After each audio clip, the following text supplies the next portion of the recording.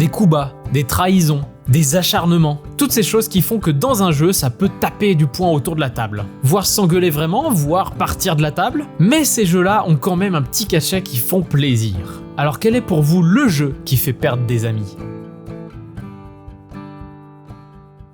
Risk. Risk, c'est le jeu qui te ruine des amitiés de 20 ans. J'ai pas souvenir d'avoir une seule fois joué à Risk et que la partie se soit bien terminée. Ça se finit toujours dans le sang et les larmes. Il y a toujours quelqu'un qui quitte la table. Enfin, non, c'est une horreur. Et moi, du coup, dans un autre registre, je dirais Traître à bord. Traître à bord, du coup, c'est un petit jeu à rôle caché. T'essayes d'éliminer les autres, savoir qui sont les pirates, qui sont les mutins. Et toujours, t'élimines la mauvaise personne, du coup, à rage. Bon, c'est pour ça que c'est drôle. Ah, je l'ai enlevé du décor. C'est un de mes jeux préférés. Je rediscutais encore avec Seb hier du fait que ça serait génial de rééditer ça. Mais en fait, c'est tellement pas dans l'air du temps. C'est un horrible jeu qui s'appelle Black Box. C'est un jeu de dénonciation secrète. On pose des questions. Genre, vous arrivez sur une île déserte, vous crevez la dalle, qui c'est que vous mangez ? Ou avec qui voudriez-vous échanger de vie pendant 24 heures ? Ou vous arrivez dans un nouveau travail, qui ne voudriez-vous pas avoir comme patron ? On vote secrètement pour donner des réponses à l'intérieur de petites boîtes secrètes. Les votes sont anonymes. T'as même pas écrit, hein. On a chacun une couleur et tu glisses des cartes vertes, bleues ou rouges selon si tu veux voter pour les autres. Tu n'as pas droit de voter pour toi. Tu dois forcément mettre une douille aux autres joueurs. Et tu votes 2 fois. Soit pour 2 fois la même personne, soit pour 2 personnes différentes. Et après on dépouille. Et ce qui est pire que tout, c'est qu'avant de dépouiller, tu dois dire est-ce que j'aurai des votes ou est-ce que je n'aurai pas. Et des fois, t'es là genre non, personne n'a voté pour moi. Comme qui ne voudriez-vous pas avoir comme patron non. Simon. Alors là, ça chiale. Et j'ai vu des amis pleurer, se vexer. Il faut vraiment se prendre pour la caricature de soi-même, rigoler un peu parce que c'est terrible comme les gens peuvent mal le prendre. Et à juste titre, c'est horrible.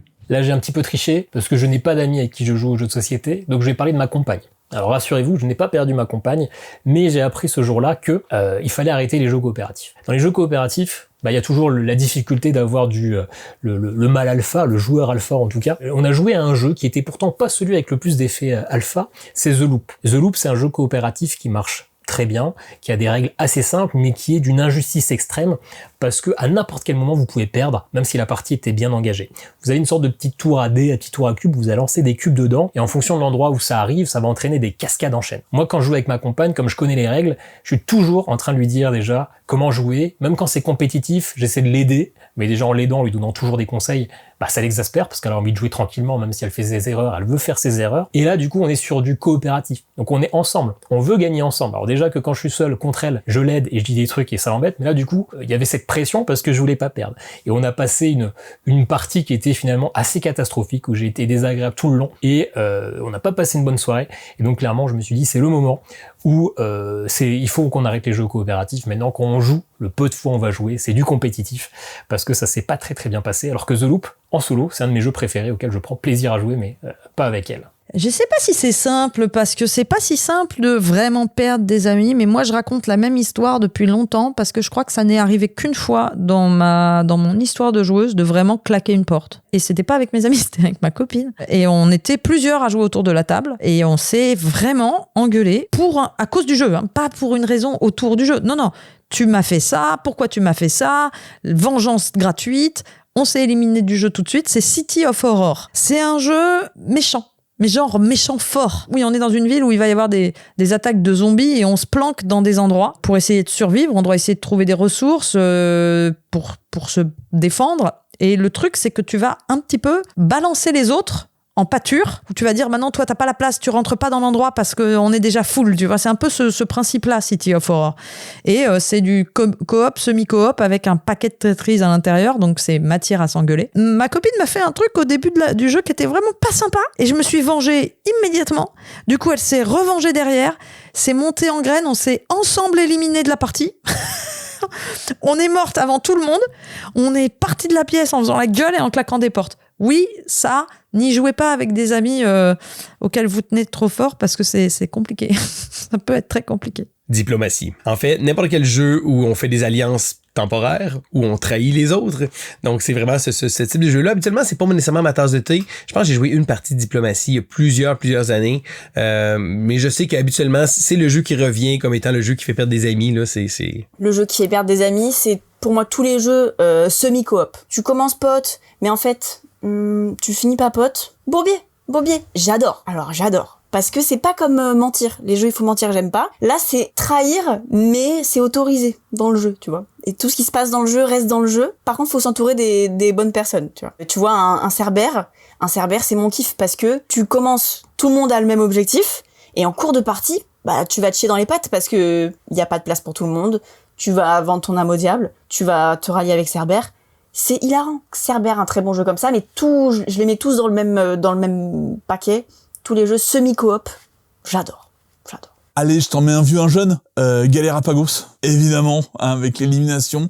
Des fois, t'es éliminé, tu comprends même pas pourquoi. Et plus récemment, alors j'ai adoré ce jeu old school et j'ai adoré ce jeu pour ça. C'était For Ochrone. C'était For Ochrone qui est sorti donc en janvier 2025. Et pareil, à 3, il y a un côté Kingmaker absolument horrible et détestable. Mais vu que les parties sont cool et rapides, ça marche. Un autre jeu auquel j'ai beaucoup joué, qui est jamais sorti en français, nous qu'on avait ramené, auquel on a beaucoup joué, c'était le jeu Family Business, où tu jouais des gangsters. Mais ouais, ça c'est le jeu où tu joues, voilà. Puis c'est le jeu où une fois que t'as perdu, tu rejoues et tu te venges, quoi. Qui appelle à la revanche. Skull King. Je suis pas très bonne à Skull King, mais par contre, je suis pas si mauvaise pour lire les expressions des gens. Et donc, quand je joue à ça avec des gens que je connaisse ou que je connaisse pas, hein, ça finit, franchement, à peu près toujours en bain de sang. Oh putain, ça me rappelle cette anecdote. Incroyable. J'ai une grande famille. Moi, je suis d'origine serbe. On fait une slava chez mon père, donc c'est une fête de famille serbe. Et mon cousin débarque avec un jeu. Il s'est mis au jeu de société. Il a 10 ans plus que moi. Il me dit, Tatiana, regarde ce que j'ai trouvé et tout. Et il me montre Citadel. Je fais, oh, ça fait longtemps qu'on n'a pas joué. Et je te jure qu'on a joué une des pires parties de Citadel de toute ma vie. Mais pire, une bonne pire partie. Celle où on se menace, où on s'insulte en français, en serbe, en anglais. C'était incroyable. Et donc, j'ai joué avec mon frère, mon cousin et encore d'autres frères et sœurs. Et c'était n'importe quoi. Et je me suis dit, ce genre de truc, franchement, ça peut finir en règlement de compte si tu joues pas avec les bonnes personnes. Donc, je crois que tout dépend du public. Le jeu qui fait perdre des amis, c'est évidemment Time Bomb. Je crois que c'est pour moi le jeu qui fait tellement d'histoire. En fait, je pense que tous les jeux de bluff à rôle caché, ça fait perdre des amis. Traître à bord, Time Bomb, Shadowhunter, tout ça, c'est évident parce que tu dois mentir aux gens et t'as le droit de mentir aux gens. Et après, quand les gens se rendent compte que tu leur as menti, catastrophe. C'est un jeu qui est extrêmement cruel et c'est cruel depuis 1959. C'est un très vieux jeu et on parle de Diplomatie. Diplomatie, c'est un jeu pour lequel on pense avoir des amis, on fait des ententes et on ne fait que les briser forcément. C'est dur pour l'amitié. Alors, c'est sans contredit mon choix pour celui-là. Eh bien, tout simplement, ce jeu est une tuerie. Oui, c'est le nom du jeu.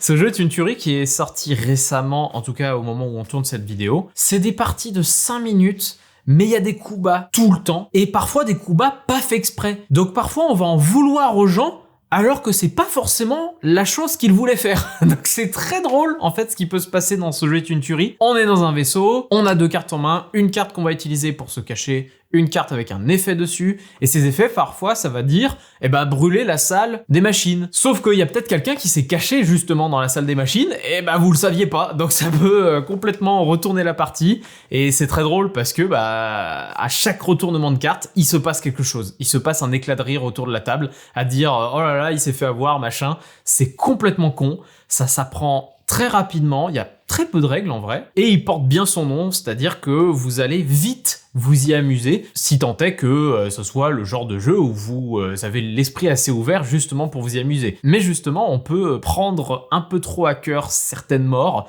en se disant tu m'as tué trop vite, tu l'as fait exprès, etc. Voilà, ce jeu est une tuerie quoi. Moi sans hésiter, c'est Galerapagos. Alors moi déjà, j'aime pas du tout les jeux les jeux à rôle caché, les jeux où on se fait des coups bas, là, je n'y arrive pas, parce qu'en plus, je n'arrive pas à mentir, j'arrive pas... bon, bref, je suis très, très, très nulle. Je suis pas du tout le public. Alors, quand j'y ai joué, déjà, j'étais pas dans de bonnes dispositions. Mes amis voulaient absolument y jouer, et au final, ce sont eux qui se sont engueulés toute la fin de partie, et ils se sont fait la tronche mais toute la fin de soirée, quoi. Mais à tel point que presque, quand ils sont partis, je me souviens, j'avais peur pour leur couple, parce qu'ils étaient en couple. Et j'étais là, mais waouh, c'est chaud. Ils se sont vraiment parlé très très mal. Et c'était juste à cause du jeu, quoi. Donc, ouais, je pense que ça peut faire perdre non seulement des amis, mais peut-être aussi son conjoint ou sa conjointe, quoi.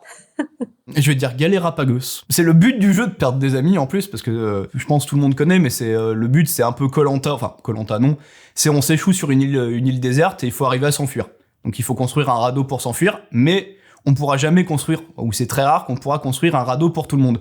Donc il va falloir négocier sur qui on élimine. Du coup, c'est un jeu vraiment à faire un peu des coups dans le dos, des coups fourrés, à aller chercher des ressources mais que pour soi, aller chercher des munitions pour un fusil, aller chercher des moyens de protection. Et quand on joue avec des gens qui sont soit un peu trop pris dans le jeu, soit vraiment joueurs à vouloir s'en sortir, c'est vraiment le genre de jeu où on peut perdre des amitiés. Moi, j'ai perdu des collègues de travail comme ça, où on se parlait plus après pendant une semaine parce que ah non mais tu m'as tué. Ah ouais mais c'est un jeu et franchement on l'a fait en simili team building, ça marchait bien, mais il y en a 2-3 qui ont été très rancuniers. Donc c'était pas vraiment des amitiés, mais on peut perdre des amis sur un coup comme ça.